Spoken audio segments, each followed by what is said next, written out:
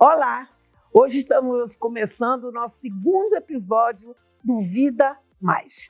Estou trazendo aqui hoje um entrevistado muito querido, incrível, uma pessoa que faz muito pela sociedade, daqueles que precisam de tratamento com relação ao HIV. Ele é um ativista e está aqui para falar sobre o trabalho dele e dizer tudo aquilo que ele está fazendo. Agora, o currículo, eu vou deixar para ele mesmo falar. Olá, João Geraldo. Oi, meu amor. Eu queria dizer que eu estou muito feliz, Vicky, de estar aqui, de verdade, nesse início. É muito engraçado te ver tentando falar sério, porque você é sempre tão divertida. Mas, assim, eu queria agradecer demais por estar aqui. Sério, eu desejo muito sucesso para você, para essa galera toda que está te ajudando. E eu sei que tem muita coisa bacana que está vindo por aí. E vamos ajudar a disseminar informações boas, né, Vicky? Como você falou, para furar um pouco essa bolha nossa, né?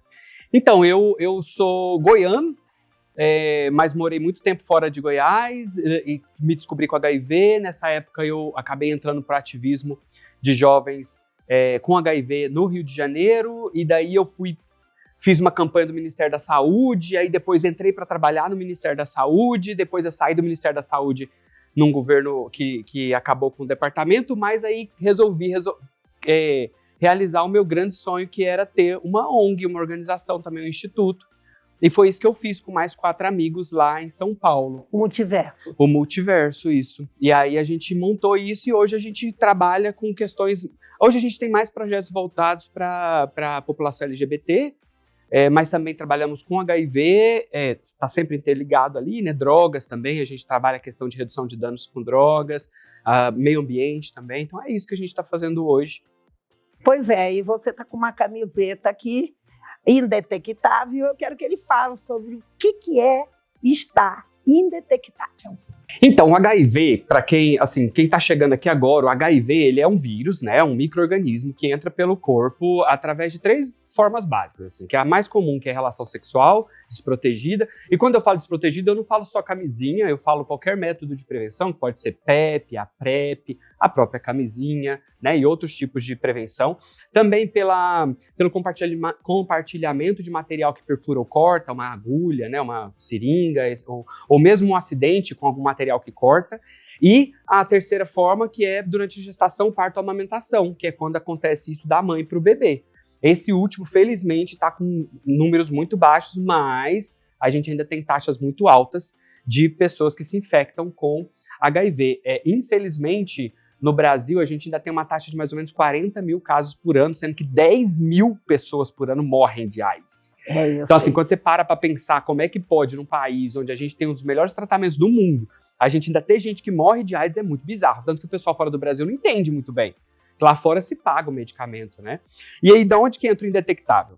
O indetectável é porque o tratamento do HIV, ele faz com que a gente reduza muita quantidade de vírus no sangue, e esse vírus fica indetectável nos exames. Então, o exame que faz a contagem conta tão baixo o número que praticamente eu não tenho vírus correndo mais na minha corrente sanguínea, porque o meu medicamento antirretroviral que eu tomo, ele faz com que reduza uma quantidade muito baixa.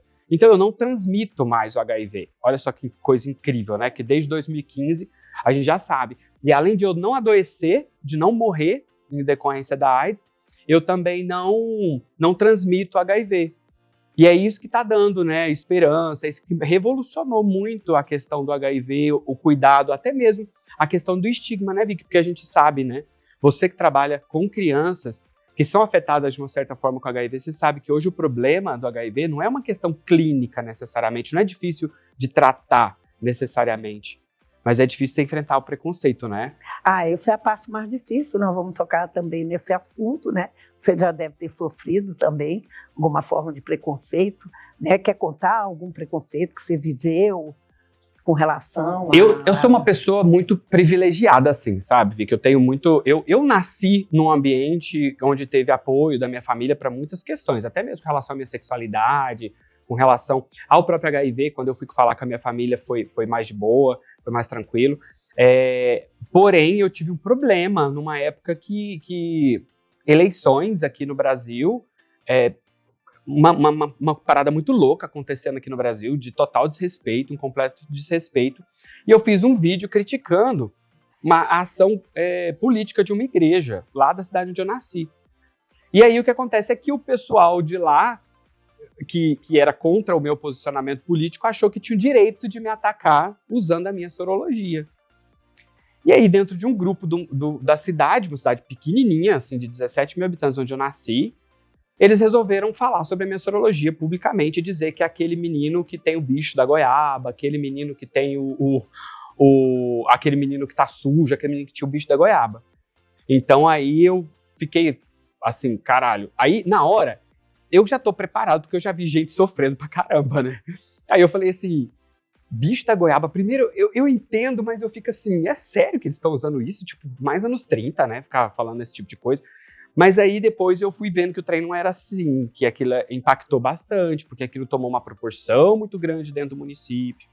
E aí eu fui pra delegacia, fiz um boletim de ocorrência, aí quando aquilo foi cair na ficha, aí aquilo foi pesando.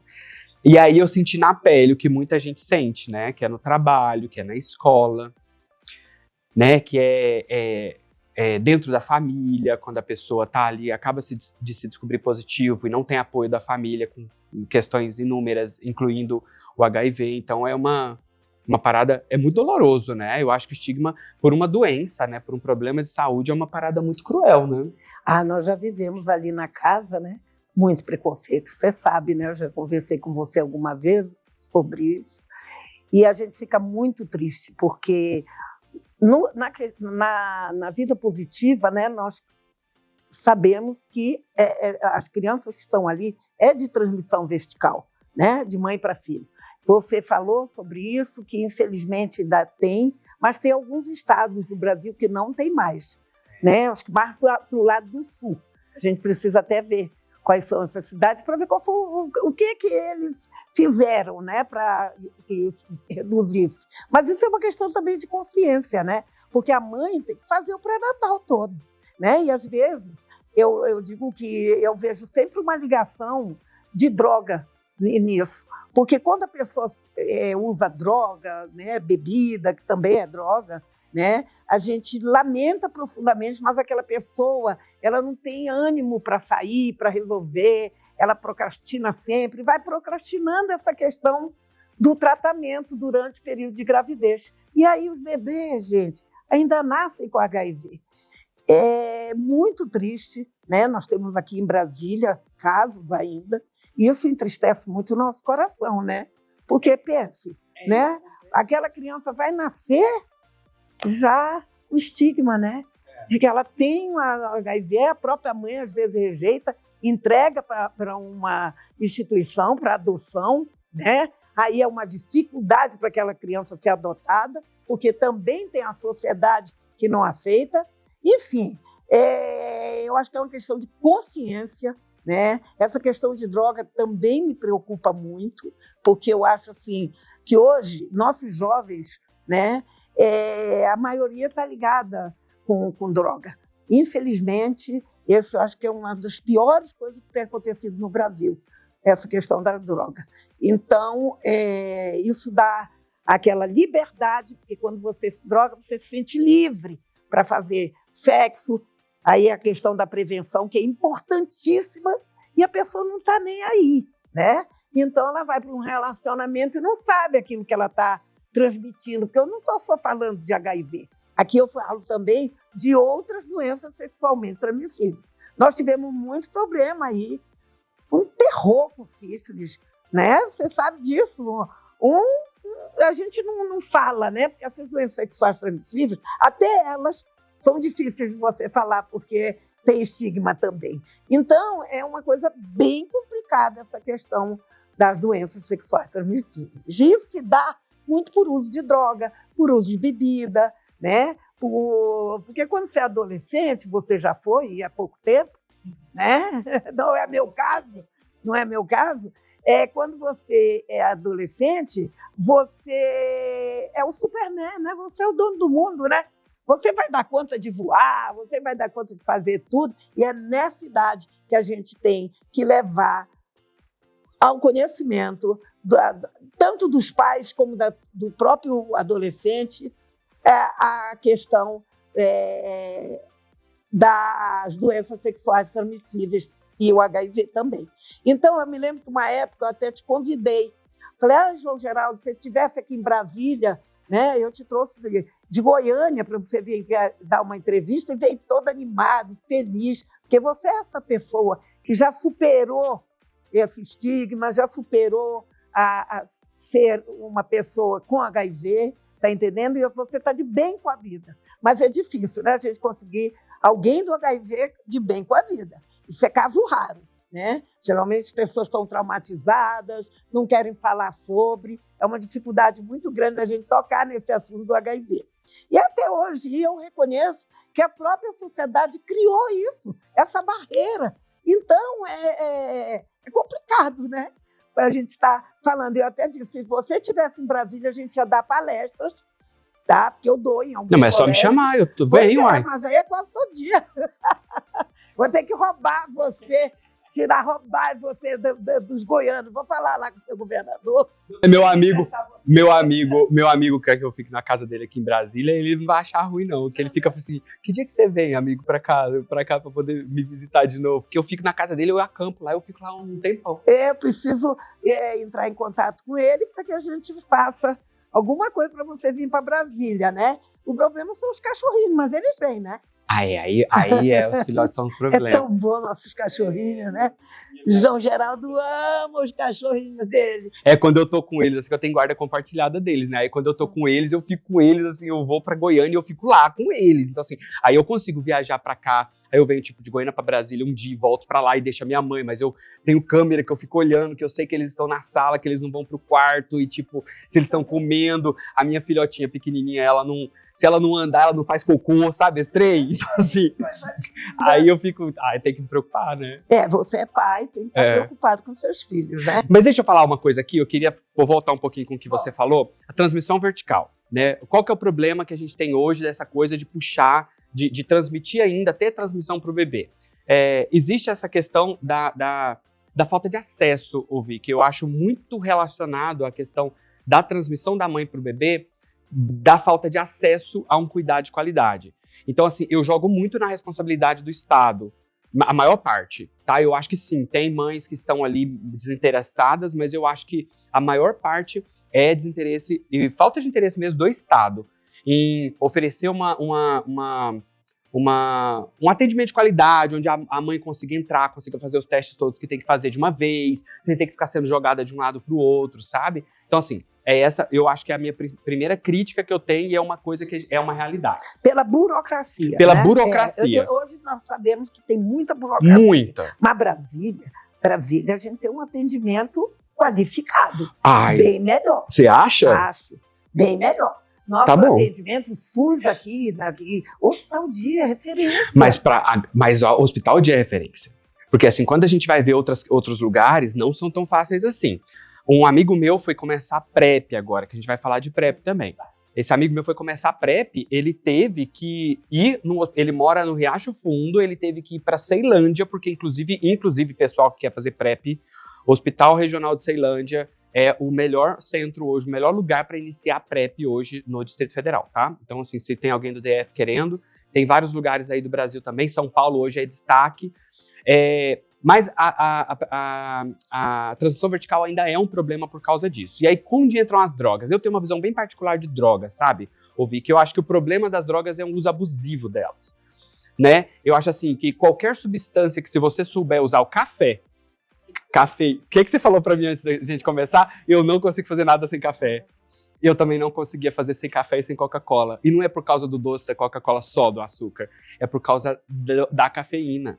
A cafeína é uma substância psicoativa que modifica o nosso estado nosso estado emocional. A mesma coisa acontece com a cocaína, que é uma droga super pesada. Acontece com a metanfetamina, que é a pior droga que a gente tem no Brasil hoje. Assim, que está mais difundida. Eu acho que o que a gente tem que ter é uma conscientização sobre o uso de algumas drogas. Outras a gente tem que dizer, cara, não mexe com isso. Metanfetamina é uma substância que a gente fala. No meu trabalho lá com redução de danos de droga lá em São Paulo, a gente fala, galera, não entra nessa, vai dar ruim. Uma vez que você faz sexo com uma metanfetamina, você vai ficar viciado naquilo. E não é um vício necessariamente químico, é um vício emocional, cara. Você faz o melhor sexo da vida. E aí você para e fala assim, pra que eu vou fazer sem isso? Só que, cara, você tá entrando num poço sem fundo, sabe? Então, assim, é um buraco sem fundo. Então, é uma péssima ideia iniciar, fazer esse tipo de associação, inclusive com o álcool, que você lembrou que é muito importante. Quando a gente fala assim, as drogas, é muito interessante você ouvir a discussão sobre droga, muito focada em drogas que são marginalizadas. Mas a gente se esquece de drogas que são lícitas, como o cigarro e a bebida alcoólica, que a bebida alcoólica hoje causa mortes a rodo. O cigarro causa mortes a rodo. Por que a gente não rediscute isso também? Né? Então a gente precisa rediscutir isso, porque muitas vezes as drogas que as pessoas, que a mãe está ali viciada e não consegue largar e não consegue cuidar do bebê, é o álcool. Então a gente precisa rediscutir essa coisa de drogas, eu acho que sempre pensando sem tabu, porque o tabu é o que dificulta a discussão sobre sexo. O tabu é o que dificulta a discussão sobre saúde sexual e reprodutiva, que a gente não consegue falar para uma garota de 13 anos na escola tão fácil assim. Entendeu? A gente não consegue dizer para ela que ela precisa se cuidar, porque senão, quem vai carregar um bebê vai ser a garota de 13 anos, não é o garoto de 15 que tá transando com ela, né? Então, assim, só que a gente não tem espaço para falar isso, porque quando a gente vai entrar, existe um conservadorismo que é hipócrita, porque ao mesmo tempo que esse conservadorismo vem de uma ideia de que, tipo, nós somos a favor da família e da proteção das crianças, o que ele tá fazendo é afastando essa criança da informação. Então é muito complexo o assunto, não é algo simples de tratar, né? E você falou uma outra coisa que eu acho que, eu não me lembro agora, mas assim, que eu queria puxar também, mas vamos correndo o assunto, porque depois eu queria falar também, que eu acho que é importante a gente mencionar. Mas enfim, vamos... PrEP, eu falei sobre PrEP. Então vamos falar sobre prevenção, né? O Hospital da Ceilândia, que é a prevenção, né? Mas vamos falar de prevenção. A PrEP, inclusive, Vicky, é o que vai acabar com os novos casos de HIV no mundo, gente. Escuta isso. A única solução. É a única solução. É o que vai acabar com os novos casos de HIV no mundo. Explica porque o que isso é tem PrEP acontecido. para os nossos telespectadores, para eles saberem o que é PrEP. Vou explicar. Porque tem estudos tanto nos Estados Unidos, França, Inglaterra e no Brasil que estão comprovando que isso funciona. E como que funciona? A PrEP é um medicamento, a PrEP se chama profilaxia pré-exposição. Profilaxia é um método de prevenção que você usa pré-exposição, ou seja, antes de ser exposto a uma relação sexual onde você tenha um possível contato com HIV. Então, a profilaxia pré-exposição consiste na tomada de um comprimido por dia, composto por 2 medicamentos antirretrovirais. Esse medicamento vai entrar na corrente sanguínea de uma pessoa soronegativa, de uma pessoa HIV negativa. Essa pessoa vai ter o medicamento no corpo dela, e esse medicamento, caso a pessoa entre em contato com o HIV, esse HIV vai entrar no corpo dela por uma daquelas 3 formas que eu falei, né? Sexo, compartilhamento de material que perfura ou corta, ou transmissão vertical, ou da mãe para o bebê, e vai fazer com que essa pessoa não se infecte, porque o vírus, o HIV, não vai conseguir concluir o processo de replicação. Então ele não vai conseguir se instalar no corpo. Essa é a PrEP. E isso está disponível no Sistema Público de Saúde. Gente, o Ministério da Saúde quer que todo mundo que estiver vulnerável faça. Então procure, e se não tiver no seu município, exija que tenha. E se não tiver no seu município porque é muito pequenininho, vamos procurar um município maior onde tenha. Porque às vezes o município é pequeno, não tem, busca. Então também não tem sentido ter só para uma pessoa. Teria, né? Se a gente está falando de SUS universal, teria. Mas não é essa a realidade. Aí a gente tem a PEP. A PEP é a profilaxia pós-exposição. Ou seja, um medicamentozinho que a gente vai tomar após a exposição. Isso já era usado, por exemplo, antigamente, quando as pessoas que trabalham com saúde se cortavam ali com bisturi ou se furava. Lembra que as pessoas iam lá no serviço de saúde, os médicos, tipo, me fura com agulha, a enfermeira, ia lá no posto de saúde e fazia. No hospital, na verdade não era no posto de saúde, era no hospital de referência.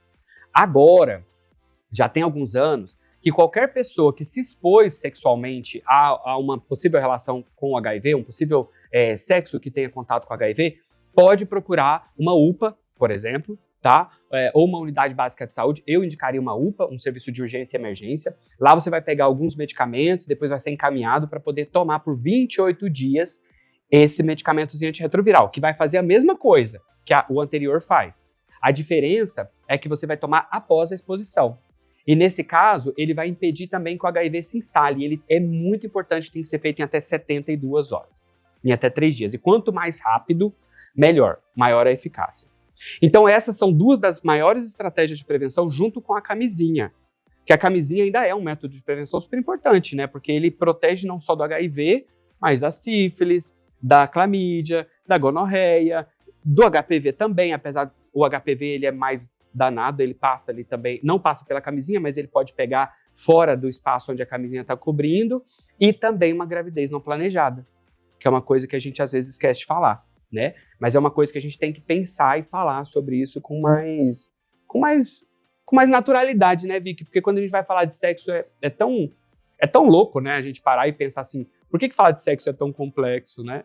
Tipo, todo mundo adulto, pelo menos todo mundo não, mas a grande maioria das pessoas adultas gostam de fazer sexo.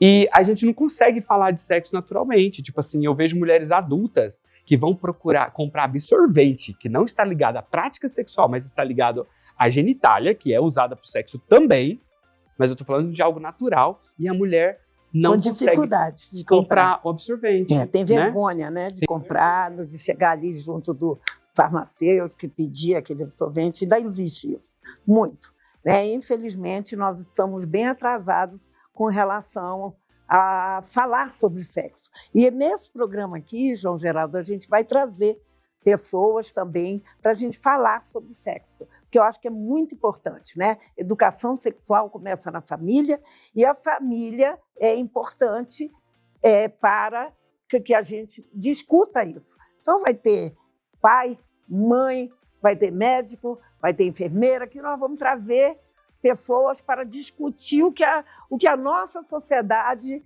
às vezes, tem dificuldade de Mas precisa falar. Saber, né? Precisa saber. Tem dificuldade, mas precisa saber, né? Precisa saber. É importante saber, porque hoje, essa semana mesmo, eu tenho a minha loja, né, a minha fábrica de farofa, e uma dificuldade muito grande eu estou tendo de conseguir funcionário. E aí eu admiti uma moça e ela não pôde dar continuidade porque ela confessou para mim que ela é viciada em bebida e que ela precisa estar bebendo para se sentir bem. Então, assim, você falou com relação à bebida, e realmente ninguém para pensar, né? Está todo mundo voltado para cocaína, para maconha, para essas coisas. E essa bebida que é livre, né? Que você vê garotos de 13, 12 anos comprando no supermercado, que também está errado. Essa menina é menina nova, você está entendendo? Dependente do alcoolismo, já é alcoólatra, né? E ela faz isso para vomitar. Ela me disse que é para ela não engordar, né? Que ela tem a bulimia também. Então, veja bem, quando eu te falei, estou muito preocupada com os nossos jovens, estou mesmo, porque eu estou tendo dificuldade. Era sobre isso que eu queria falar. Preocupação com os jovens. Sobre juventude. Aí o que acontece? Sobre juventude. Eu trabalhei com juventude lá no Ministério, né? E aí eu estudei muito sobre juventude. Porque quando o diretor de lá falou assim, João, o que você acha de coordenar uma equipe que vai trabalhar com juventude do HIV, juventude no Brasil? Eu falei, caraca, maluco, que responsa. Primeiro porque eu já tinha 30 anos, 35, já não era jovem, né? Hoje eu tô com 41. Então, assim, quando eu ia trabalhar com jovem, eu falei, pronto, e agora o que eu vou fazer? Fui estudar sobre juventude, fui assistir vídeo de gente falando, não sei o quê, e entendi que, na verdade, Vicky, a juventude, eu fui jovem, você foi jovem, a Maria Antonieta, rainha da França, foi jovem, e nós três fomos muito parecidos. Nós três fomos inconsequentes, nós três fomos super-heróis. Por que a gente foi super-herói? Porque é a transição mais complexa que existe na fase na vida de um ser humano. Você sai da fase onde você tem que tomar o medicamento, imagina de HIV. Você sai da fase onde a Vicky Tavares dá o medicamentozinho na boca da criança para aquela fase onde ela pode ser presa se ela bater em alguém na rua. Então, assim, é uma transição muito bizarra. E aí ela tem que largar porque ela não é nem grande demais para ir sozinha na festa, nem pequena demais para poder não trabalhar. Ou seja, porra, o que eu sou? Entendeu? E aí é que entra essa confusão que fica na cabeça da juventude, né, dos fica jovens. Ali em cima do muro, né? Que eu tô sempre em cima do muro. Por quê? Porque a própria sociedade coloca. E a sociedade tem mania de colocar a juventude como incapaz de tomar suas atitudes, como só inconsequente, porque são. Mas a gente adulto também é inconsequente. É verdade. Né? Então, assim, todo mundo tem o seu lado inconsequente. Todo mundo tem, aí, pegando o lado da inconsequência e das substâncias, né? De substâncias, de drogas, né? Substâncias psicoativas. Tem quantos adultos que a gente conhece que hora ou outra quer se divertir, quer beber até cair, e tá tudo bem se a gente fizer com consciência. Eu não gosto de bebida, eu não bebo bebida alcoólica. Desde que eu era adolescente. Mas aí na adolescência eu decidi que eu não ia mais beber, porque pode ser um vexame, mas foi uma escolha pessoal. Agora sim, eu acho que as pessoas têm que ser orientadas para saber o que fazer. E eu acho que a gente precisa estar sempre atento a essa coisa da percepção da juventude, de entender que os jovens, eles não são incapazes. Não são capazes. São capazes, absolutamente capazes. E eu sei que você dá essa autonomia para suas crianças lá. Eu vejo isso com suas filhas, né? Eu lembro disso, dessa fase da transição delas. Como foi complexo, né? Porque, assim, pra gente que já passou disso, né? E você que já passou alguns anos a mais do que eu pela adolescência, é muito complexo a gente enfrentar essa adolescência. Tanto que eu escolhi não ter filhos para não ter que passar pela fase da adolescência. Porque eu entendo... Isso, você já brigou comigo várias vezes, né, Vicky? Muito difícil. Eu tenho assim, mas isso que eu te digo, eu estou muito preocupada, porque eu estou vendo esse número crescendo nos jovens, entendeu? Com relação ao alcoolismo, com relação às drogas. Eu estou muito preocupada, porque a pessoa não quer mais trabalhar, não quer mais estudar, chega ali na adolescência, você vê quanta evasão nós tivemos aí de escolaridade. Você sabe que isso está muito ligado à questão da saúde mental também, sim, né, Vicky? Porque assim, a gente não pode desligar a questão dos vícios com a saúde mental, né? Mas veja bem, o vício de droga, de bebida, tá entendendo? Prejudica a saúde mental. Sim, é um ciclo vicioso, horrível. Entendeu? Eu estou muito preocupada, porque eu tenho visto, assim, acompanho jovens, muitos jovens, a casa lá na Vida Positiva tem jovens. Nossa, é assim, as pessoas não lembram mais de nada, um esquecimento muito grande, que eu acho que é provocado por bebida e por droga, porque não é possível, eu tenho 75 anos. E eu me lembro mais do que qualquer um dos jovens lá da casa. Como? Você não lembra daquela pessoa? Não, mas é que você é fora do normal, aqui, né, Vicky? Você não dá para ter muita referência. Eu não lembro da pessoa que veio aqui. Era fulano, você conversou com ele, você sentou. Não, vó, não lembro. Sabe, eu fico impressionada de ver a dificuldade que eles têm de memória. A gente tem uma questão... E você sabe o que acontece? A gente também está vivendo um outro momento. Não estou passando pano para a juventude, não, tá? Eu estou só explicando dentro do que eu estou estudando. Mas é porque é o seguinte, aí é a parte da comunicação. A gente está vivendo um momento da humanidade onde a quantidade de informação, que a gente chama de infodemia, né, é tão grande que a gente não consegue mais filtrar. E aí, a gente não consegue mais dizer se aquilo que é relevante... de fato eu consegui absorver. Aquela pessoa que foi visitar lá, que era relevante, que devia ter sido observada, não foi, porque o celular também estava sendo observado, a televisão também estava sendo observado, uma montanha de coisas acontecendo. Então a gente está vivendo um momento muito complexo, né?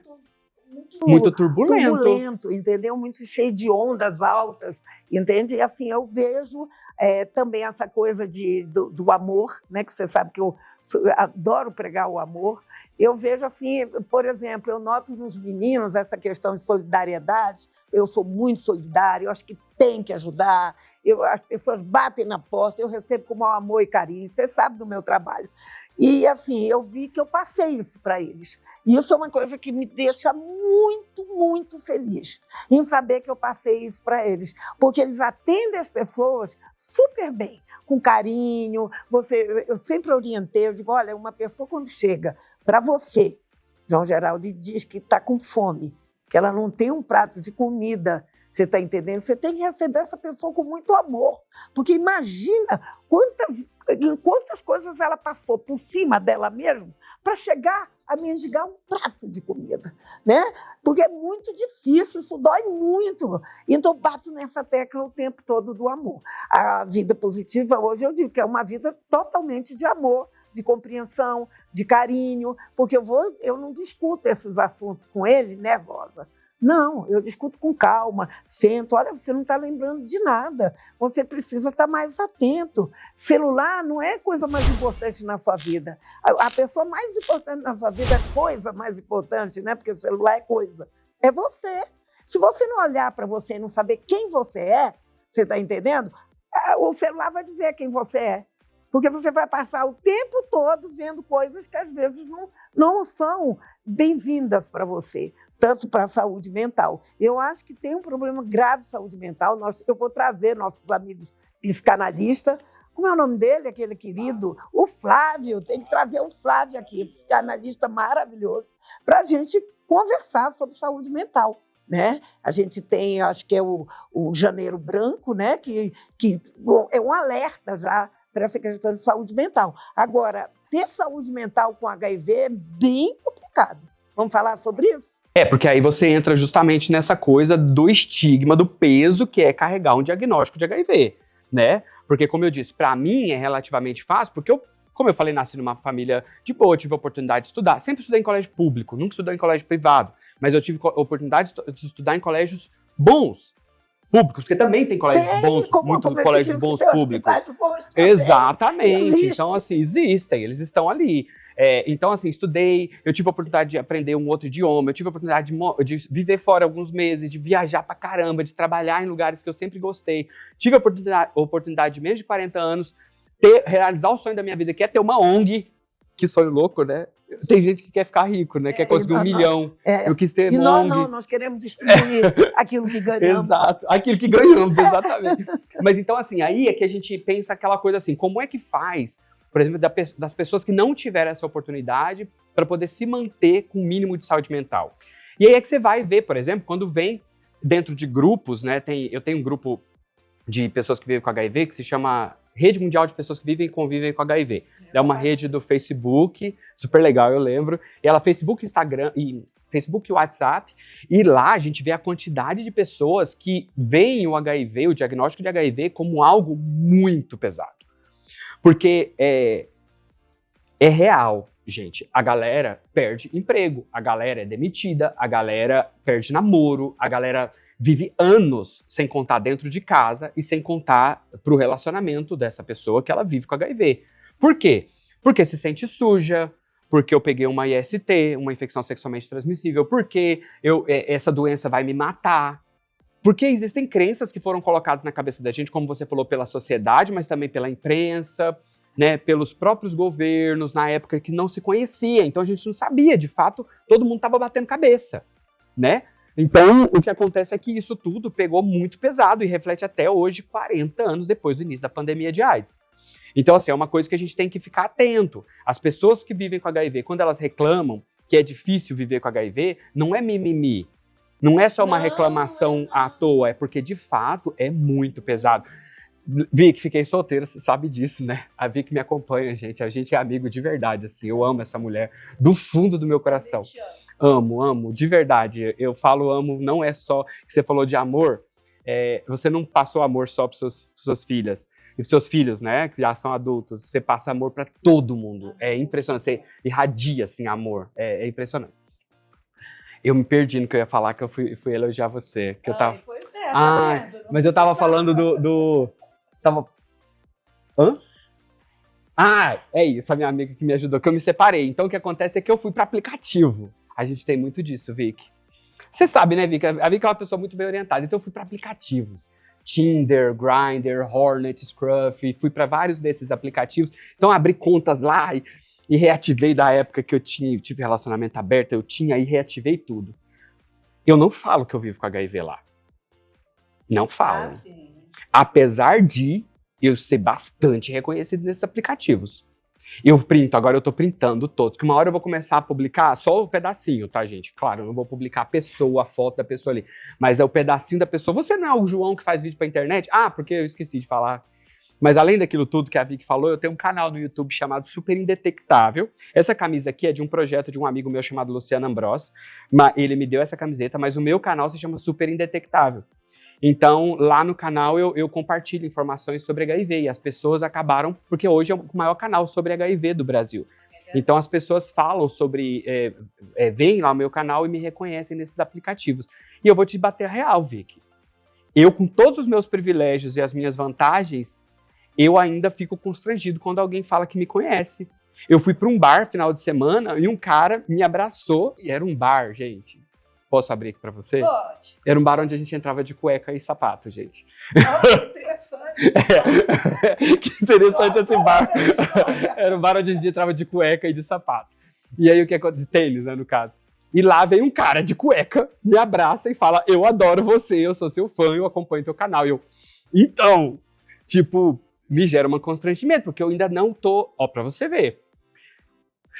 É complexo, o HIV é uma parada que pesa. E era muito fácil pra mim publicizar o meu HIV quando eu era casado, porque eu fui casado a minha vida inteira, né? Borderline me trouxe isso. O transtorno borderline me fez ficar casado a vida inteira, mas agora eu tô ali lutando pra não namorar de novo. Mas é complexo.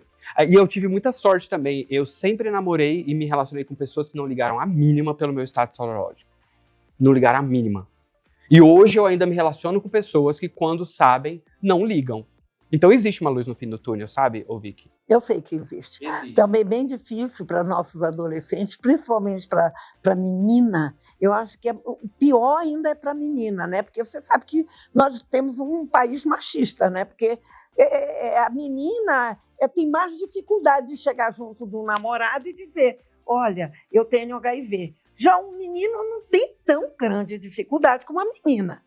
Vicky, o que acontece quando um cara sai pra uma festa e beija 5? Ele é o garanhão. O que acontece quando a menina sai pra uma festa e beija 5? Ela é a galinha.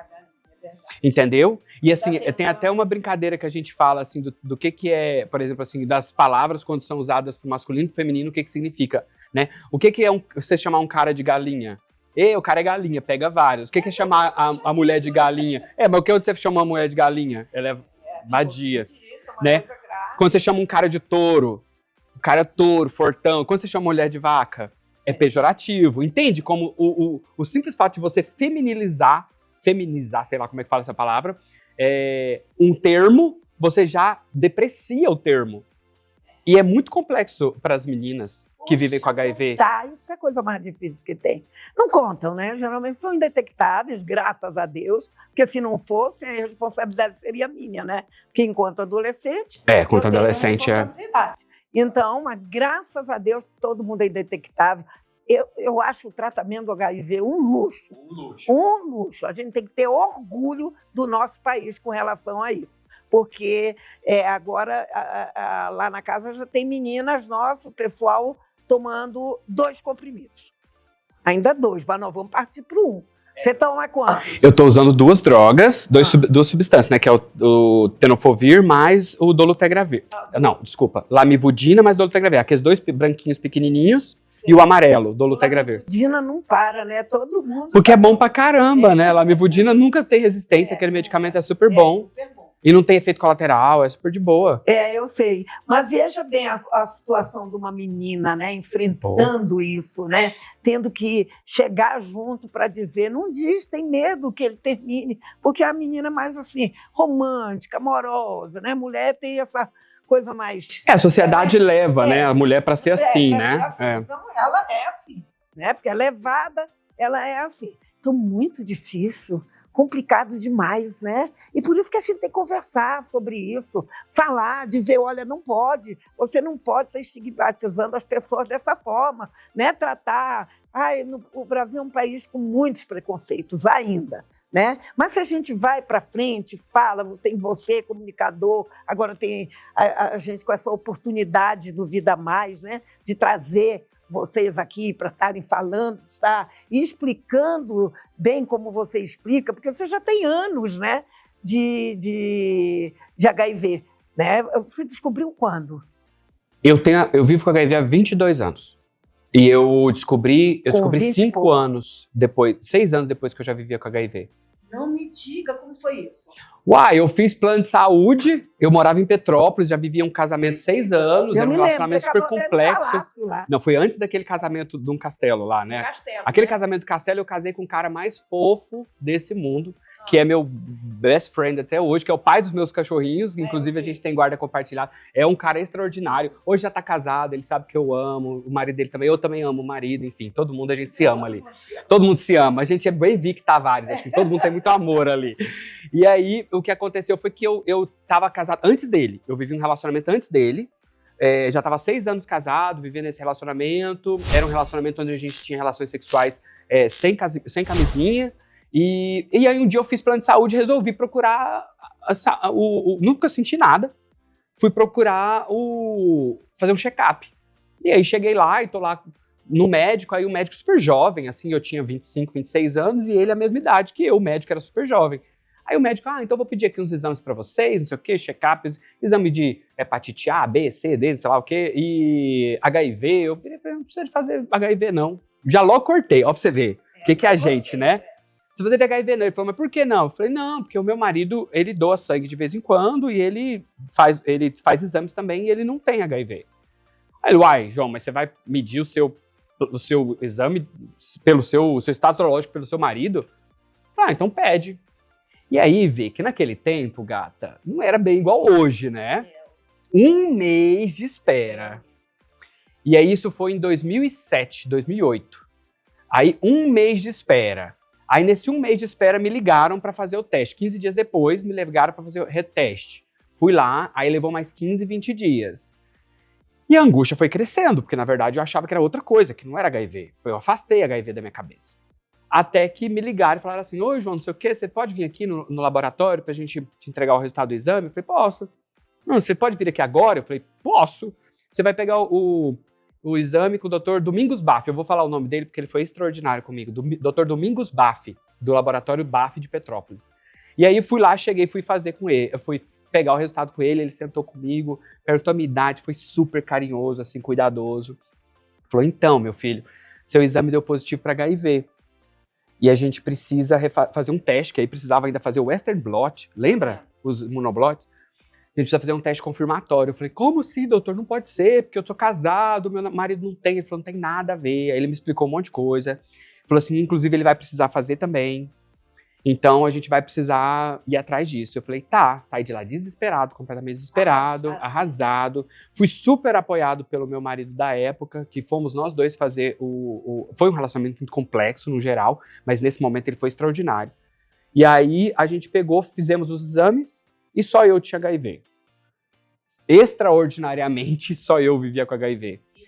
Mas a minha quantidade de vírus no sangue, que é a carga viral, era sempre muito baixinha. Então, assim, eu, por algum motivo... Não, ela ficava em 1.000, ela ia para 3.000, aí ela ficava em 800. Não, ela era detectável, né, no internacional, mas ela era baixa para uma pessoa sem tratamento há 5, 6 anos. Meu Deus, é mesmo. Agora que eu me lembrei que você descobriu já tinha alguns anos. E aí, como que a gente considerou 6 anos? Porque eu já vivia 6 anos com ele e eu tinha um relacionamento absolutamente fechado com ele. Eu não tinha tido nenhuma exposição HIV antes. Eu não usava droga, eu não tinha. Então eu só podia ter me infectado com sexo antes dele. E aí por isso é que a gente foi e aí deu eu positivo. Só que aí não era como é hoje, tive que ficar mais 4 anos sem tratar. Muito apavorante, porque eu precisava adoecer, eu precisava ter AIDS para tratar. Então aí eu só comecei a tratar com 10 anos de infecção e porque foi aberta uma exceção lá aqui no Brasil, protocolo clínico, que também... Protocolo clínico não, antes era consenso médico, também não era protocolo. Gente, a gente evoluiu demais, sério. Hoje a gente tá no outro mundo. Eu tive um caso desse também lá, que não fizeram o tratamento, né? E eu via sempre uma mãe que tem 2 filhos, um é até cadeirante, é cego também, porque quando complicação? Já estava... Toxoplasmose, neuro. Toxoplasmose. E aí eu via o menino, e eu, como você sabe, eu tenho 2 filhas adotivas, e minha filha com HIV, eu olhava para ela, o menino da mesma idade dela, ela dava 3 dele. Eu digo, tem alguma coisa errada. Isso não pode acontecer. E aí liguei para a médica dele, que não era do dia, não era do nosso conhecimento, descobri, né? A mãe já levava nessa médica há algum tempo, e aí descobri que ele não fazia o tratamento. Por que ele não fazia o tratamento? Pelo mesmo caso. Você não tinha CD4 baixo e nem carga viral alta, né? Viral alta. Bizarro. Aí o que eu fiz? fiquei muito nervosa, briguei muito com ela e ela começou a fazer tratamento dele. Hoje ele é do meu tamanho, mas pelo menos ele é do meu tamanho, né? Porque eu acho que ele seria... Ele podia ter morrido lá atrás, sim, mas né? Veja bem, ele precisa crescer, ele faz faculdade, ele ainda está comigo. Hoje ele até foi almoçar lá na casa e eu não estive com ele. Ele faz Acho que eu sei quem é. Sabe quem é? Sim. Então, mas ele era assim, Ele assim, ele ainda é pequenininho, né? Ele ainda é, mas pelo menos hoje ele pode, porque imagina, né? Você ser um menino, né? Que você não tem ananismo, não é a questão de você ser anão, é a questão de você não ter tido um tratamento e você não crescer como deveria crescer, né? Normal, né? E aí ele só veio crescer depois que começou o tratamento. Mas eu tive que me aborrecer muito com ela, foi até muito desgastante, porque é uma pessoa maravilhosa, e ela era a mesma coisa sua, naquela época não. Hoje a gente vê os resultados do início tardio de tratamento. Pois é. Hoje a ciência demonstra que iniciar tardiamente o tratamento, você faz com que as pessoas não consigam uma quantidade de imunidade alta, que essa pessoa tenha problemas, doença autoimune, desencadeou doença autoimune. Por quê? Porque o corpo está ali em alerta o tempo todo para poder combater o vírus, o HIV. E aí o corpo reage, às vezes, de uma maneira inadequada. Eu tenho hoje doenças autoimunes, tenho uma série de questões. Porque demorou. Pode ter sido porque demorou, entendeu? Então, assim... Ele também tinha. E depois, até hoje ele tem. Até hoje Ele eu tenho tem também. algumas Até hoje eu já fui até parar no hospital. Você falou para mim, nossa, ultimamente eu ando doente, né? E eu me lembrei dessa história. Eu falei, eu não vou falar nada, mas será que ele fez tratamento logo que descobriu? Porque no caso da Maria, né? Ela fez tratamento, foi o primeiro bebê, com 4 meses já tomando o xaropinho, medicamento. aquele xaropinho com gosto de Como era o nome? ferrugem, Era né? Ai, meu Deus, aquele xarope horrível. Aí, quando eu comecei, né? Caletra? Caletra. Era o Caletra? Era o Caletra. Que dava Meu muita Deus, diarreia, né, era no uma coisa bebê. horrível. Aí, quando eu comecei a lidar com as crianças, eu fui tomar o remédio. Você fez igual aquela médica? Já viu aquela médica que experimenta os medicamentos antirretrovirais? Não, eu experimentei. Ela é maravilhosa. Todos. Quase fiquei louca com Caletra. Eu experimento remédios dos meus cachorros, tá? Então eu super entendo você. Eu tinha que experimentar para ver o que elas sentiam. Mas foi assim uma coisa que eu não quero nunca mais experimentar. E, nossa, imagina como é que vocês vivem, né? É ruim, é difícil, né? É difícil. E tem o fígado, né, que está lá afetado. Vamos falar sobre as doenças que são provocadas pelo remédio. Dos efeitos colaterais, né? Então, hoje, felizmente, a gente já não tem mais efeitos colaterais dos medicamentos atuais. Dos medicamentos atuais, a gente já não tem mais os efeitos colaterais dos que a gente tinha antigamente. O que a gente tinha eram medicamentos que afetavam muito o fígado, porque eles eram sintetizados, exigia muito do fígado, então assim, era muito pesado, rins também, e questão óssea. Então eram os 3 principais problemas que a gente tinha, que a gente tem dos medicamentos anteriores, vamos falar assim, né, porque os problemas não acabaram, eles continuam acontecendo. E isso ainda acontece em qualquer caso, não quer dizer que porque hoje tem medicamento de buenas ali, que medicamento mais moderno, que não exista, porque existem pessoas que ainda têm que tomar medicamentos antigos. Por quê? Porque às vezes teve resistência, às vezes tomou, principalmente criança. É muito difícil você fazer uma criança e um adolescente entender que ele precisa tomar um medicamento pro resto da vida, um medicamento ruim. Então o que acontece é que muitas das crianças tiveram resistência aos medicamentos, abandonaram o tratamento, e isso acabou fazendo com que elas tivessem que trocar o tratamento e pegar medicamentos muito pesados. Pode ser. Começa tudo de novo. Pode começar tudo de novo, porque se a pessoa está começando um tratamento por resistência, quer dizer que a carga viral está alta, a imunidade está baixando. Nos tratamentos atuais, a gente já não tem mais isso, sabe, Vicky? Hoje, do tratamento atual, a gente tem um medicamento, que eu não vou falar o nome dele, porque senão vai ter todo mundo que vai assistir isso aqui, vai procurar no Google e vai falar que está com problema por causa desse medicamento. Mas tem um medicamento hoje que ainda é amplamente usado, que pode causar em uma parcela muito pequena da população danos nos rins, nefrológicos e ósseos também. Mas é um número muito pequeno de pessoas, mas ainda pode acontecer. Mas eu vejo hoje muitas pessoas que fazem o tratamento com diabetes medicamentosa. que gerou diabetes, que apareceu diabetes depois? Diabetes medicamentosa. Não tem essa informação para te passar. Mas eu tenho, porque eu tenho dentro de casa. Que desenvolveu diabetes. Mas será que não foi o desenvolvimento porque era natural, tinha predisposição? Claro, predisposição tinha, né? Mas o medicamento pode ter acelerado. É isso que você acredita, né? Acelerou. Entendi. A predisposição existia, lógico, né? Para poder tem que ter a predisposição. Mas o medicamento, ele acelerou. E em jovens, né? Que é o que mais me preocupa, porque diabetes em jovem é perigoso, porque como é que vai fazer? A coisa vai indo, tem que fazer o tratamento logo, e diabetes é um negócio complicadinho. Que diabetes não é igual ao HIV para cuidar, né? Não é igual. Exato, que é muito mais complexo cuidar do diabetes e restritivo, né? Então é isso que eu estou preocupada, porque esse pessoal que está tomando esses remédios novos, você está entendendo, ainda tiveram sorte, né? Agora, os que já tomaram desde pequenininhos, que vieram fazendo... Você lembra do caso da nossa menina lá, que teve os ossos esfarelados, que é ossos de vidro, né? Ela teve que ficar... Foi 6 meses que eu cuidei dela deitada na cama, levando comida, dando comida, cuidando. Ela não conseguia andar, porque se ela andasse, os ossos esfarelavam. Então eu carregava ela para ir para o banheiro. Olha, foi uma grande vitória. Eu devo isso a um voluntário ortopedista que fez o trabalho com ela.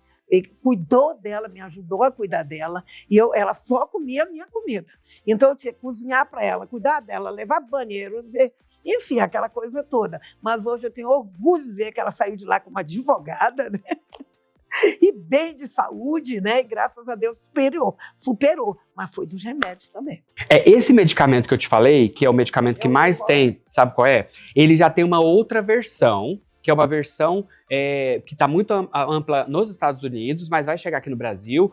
Ah, mas os Estados Unidos é massa? Não, gente, é porque lá eles pagam $3 mil por mês pelo medicamento, e aqui a gente não paga. Então, não pagamos diretamente, né? A gente paga pelos impostos. Então, por isso, ele acaba sendo considerado bastante essa questão de custo-benefício, porque aqui o nosso SUS oferta para todo mundo que vive com HIV. Então, assim, se o nosso 1 milhão de pessoas quisermos usar o medicamento, a gente tem para todo mundo, consegue comprar.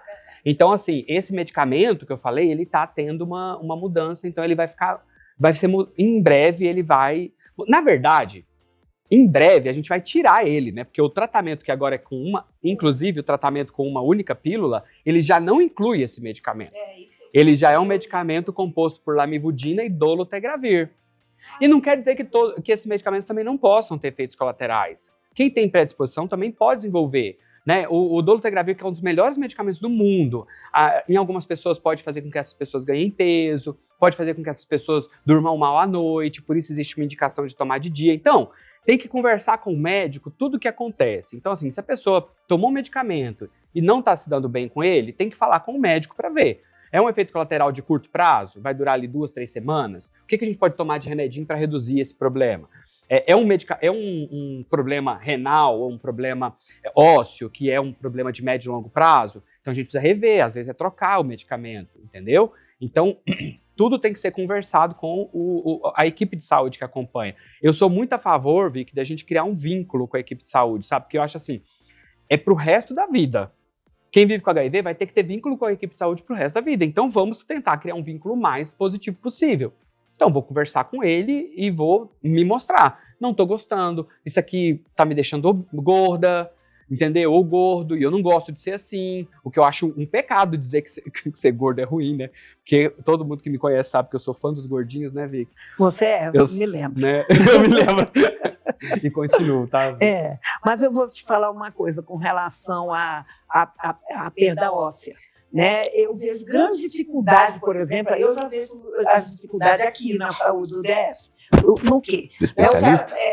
Eu tenho um amigo, uma pessoa também que tem HIV, é uma pessoa pobre, humilde, mas você sabe que é mais difícil para ele do que para nós que temos contatos, né? Então, é uma coisa preocupante. Encontrei com ele pede coisas na rua, né? E vai lá pegar a cesta básica e tal. E eu tomei um susto essa semana quando eu encontrei com ele. Nós estávamos saindo da ONG e na W3 ali, encontrei com ele.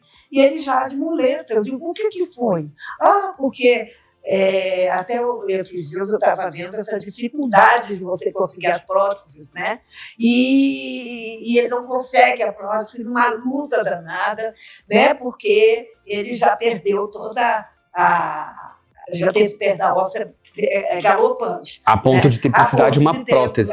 Precisar de uma prótese. E aí eu vejo muita dificuldade aqui nessa questão de outras especialidades, outros medicamentos também, né? Porque você recebe um remédio do HIV. Hoje, lá em alguns hospitais já não tem. Você chega lá para tomar um antibiótico, eu estou te falando de pessoas de classe C, né? Eu nem vou classificar pessoas assim, que não é bom. Mas, assim, pessoas que necessitam, entendeu? Aparecem lá na porta da nossa instituição, com a receita, né? Que não consegue, a rede pública não tem, e muita falta de remédio, e a gente vê depósitos fechados. Isso aí tem que dar um alerta, né? Para os governos, depósito fechado com remédios vencidos.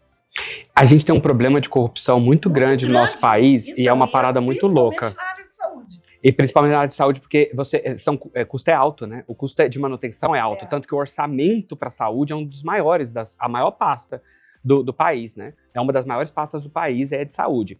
Por que isso não acontece no HIV, Vi? Que aí a gente para e pensa, por que no HIV a gente não vê faltando medicamento igual a gente vê faltando antibiótico? Acontece raramente. Eu já vi uma ou duas, durante a minha vida toda com HIV, desde a década de 80, faltar, aqui em Brasília nunca faltou. Já vi faltar no Rio de Janeiro, já vi o Cazu Barros, né? Que eu amo o Cazu, um beijo, Cazu. E Cazu, ele reclamar mesmo, ele denuncia. Eu gosto muito do trabalho do Cazu. Ele é um artista, né? Então ele tem público para acompanhá-lo, e ele faz grandes denúncias com relação. O Rio de Janeiro tem dificuldade, né? São Paulo também já ouvi falar que tem. O Rio de Janeiro é muito complexo. O Rio de Janeiro é um lugar muito, muito complexo para tratar a saúde, e a gente acabou de ver agora as questões das próteses que você mencionou agora, né? Mas no HIV especificamente, eu falo porque eu trabalhei lá dentro do Ministério e eu vi como que funcionava, né? Dinheiro vindo do Fundo Mundial direto lá para dentro, era um dinheiro carimbado, assim, quer dizer que ele era para aquilo apenas, né? Então, uma equipe extraordinária tomando conta, até hoje, né, que o Departamento de AIDS foi retomado, né, ele voltou a existir, porque ele parou de existir por alguns anos no governo anterior, e agora ele voltou a existir o departamento. Então, assim, voltaram a ter pessoas focadas no cuidado do HIV dentro do Ministério da Saúde. E aí você percebe que tem um processo de compra muito mais criterioso. Então, você percebe que as coisas funcionam. E também funciona, Vi, que aí a gente vai dar o nome aos bois, por causa de um movimento social de saúde que é o mais forte que existe. Nenhum outro movimento de saúde do Brasil é tão forte quanto o movimento de HIV.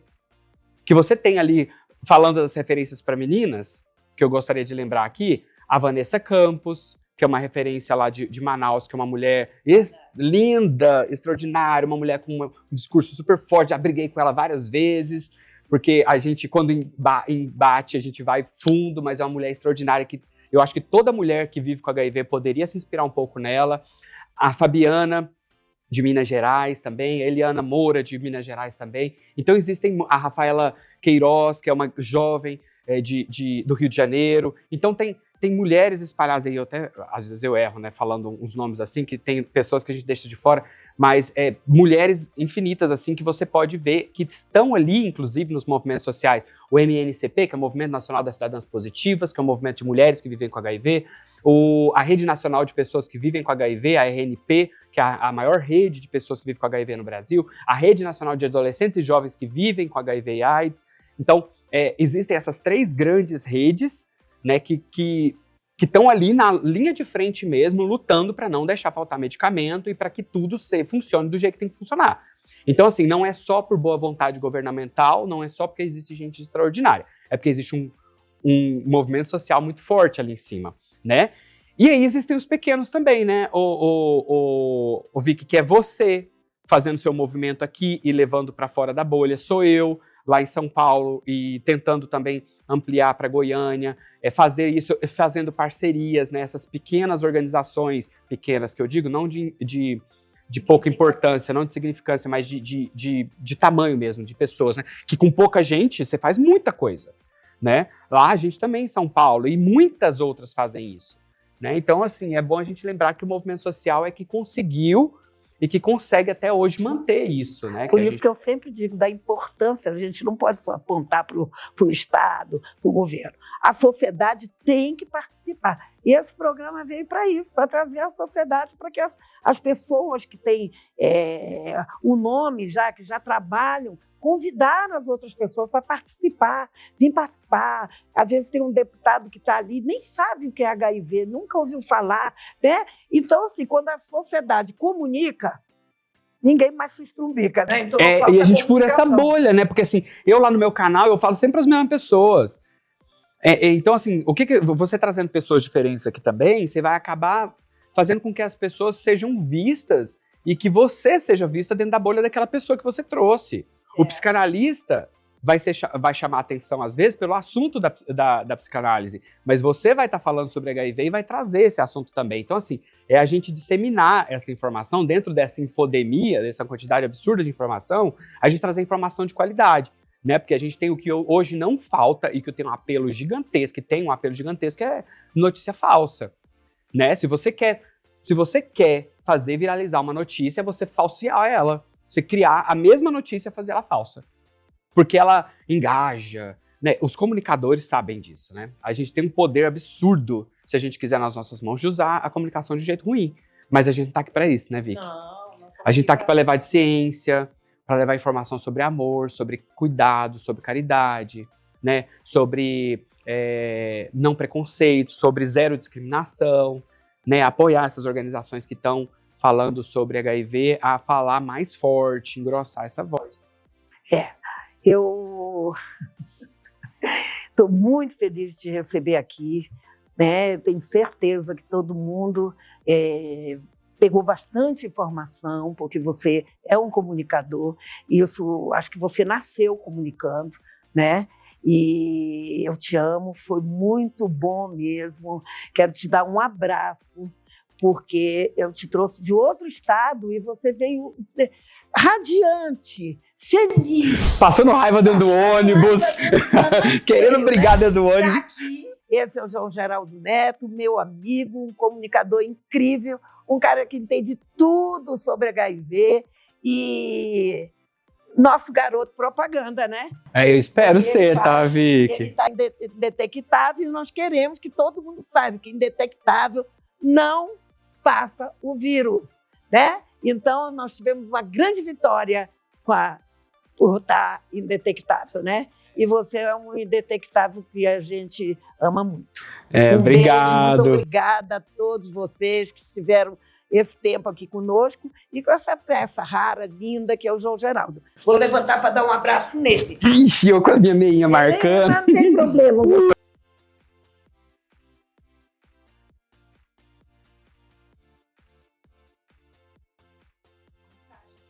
Deixa uma mensagem. Eu deixar uma mensagem? Para aquela ali?